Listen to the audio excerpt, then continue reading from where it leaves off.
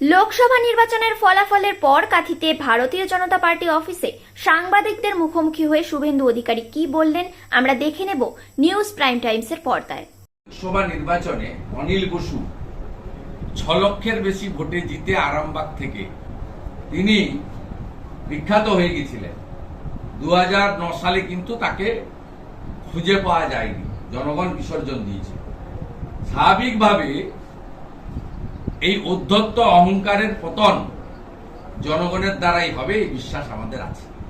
সাথে সাথে যেহেতু পূর্ব মেদিনীপুর জেলার কাঁথি সাংগঠনিক জেলা বিজেপির কার্যালয় থেকে আমি প্রেস বার্তা দিচ্ছি, আমি আমার হোম জেলা যেখানে আমি জন্মেছি, যেখান থেকে আমি একাধিকবার কাউন্সিলর, এমএলএ, এমপি ইত্যাদি হয়েছি, সেই জেলার দুটো আসনেই ভারতীয় জনতা পার্টির প্রার্থীকে নির্বাচিত করার জন্য পূর্ব মেদিনীপুরের নির্বাচক মণ্ডলীকে বিশেষভাবে কৃতজ্ঞতা এবং শ্রদ্ধা জানাচ্ছি আমার পক্ষ থেকে।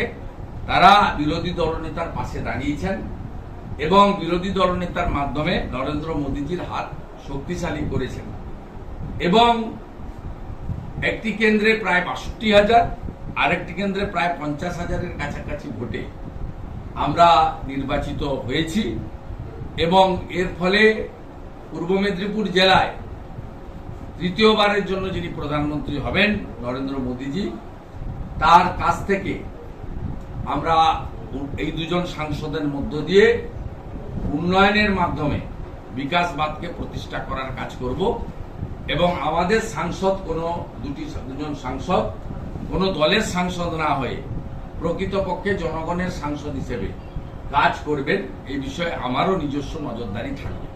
সাথে সাথে আমি যে বিধানসভা কেন্দ্র থেকে মাননীয় মমতা ব্যানার্জিকে 2021 সালে পরাজিত করেছিলাম, সেই নন্দীগ্রাম বিধানসভাতে এবারে অভিজিৎ গাঙ্গুলিকে মহোদয়কে কয়েক হাজার ভোটে লিড দেওয়ার জন্য আমি নন্দীগ্রামের নির্বাচক মণ্ডলীকে বিশেষভাবে প্রণাম, কৃতজ্ঞতা জ্ঞাপন করছি যে নন্দীগ্রামের আজকের এই নির্বাচনের ফল এবং নন্দীগ্রাম থেকে আমার কয়েক হাজার ভোটে এগিয়ে রাখা, আশা করি পিসি ভাইপোর কোম্পানি যে ভাঙা ক্যাসেটটা বাজান, সেটা দয়া করে আর ভবিষ্যতে বাজাতে পারবেন না।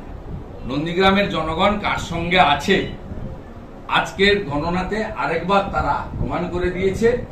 তারা তাদের প্রিয় বিধায়ক, সাথী বিধায়ক বা তাদের সেবক শুভেন্দু অধিকারীর সঙ্গেই তারা আছেন।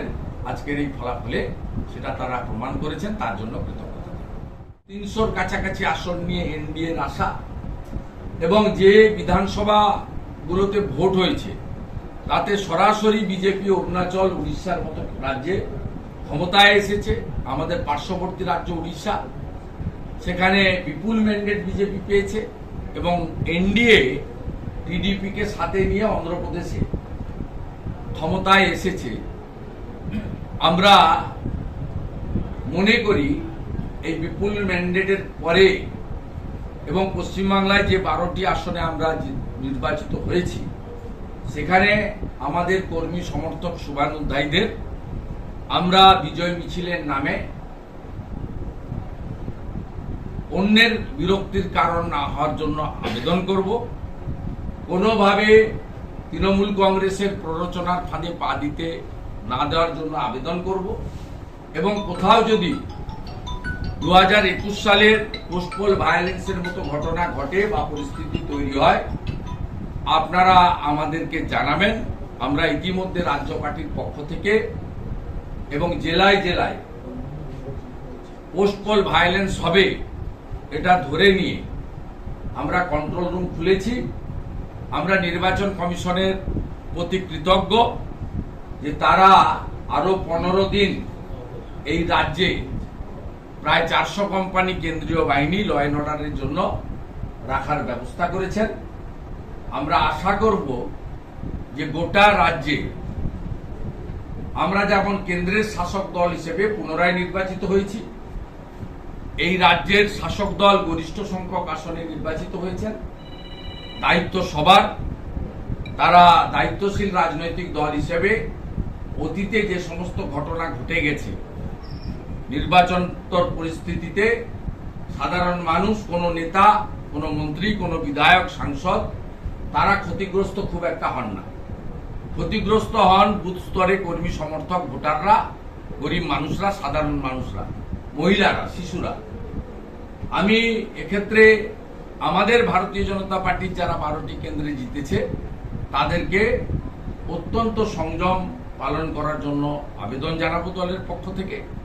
অন্যদেরও বলবো তারাও তাদের কর্মী সমর্থকদের সংযম যাতে তারা রাখেন এবং শান্তি বজায় থাকে। 21-এর ভোট পরবর্তী বা পঞ্চায়েত ভোটের সময় যে হিংসা দেখেছি সেই হিংসার হাত থেকে যাতে পশ্চিমবঙ্গ মুক্তি পায়, এইটা আমরা বিজেপির পক্ষ থেকে এবং বিরোধী দলনেতা হিসেবে আমি সকলের কাছে আবেদন রাখি।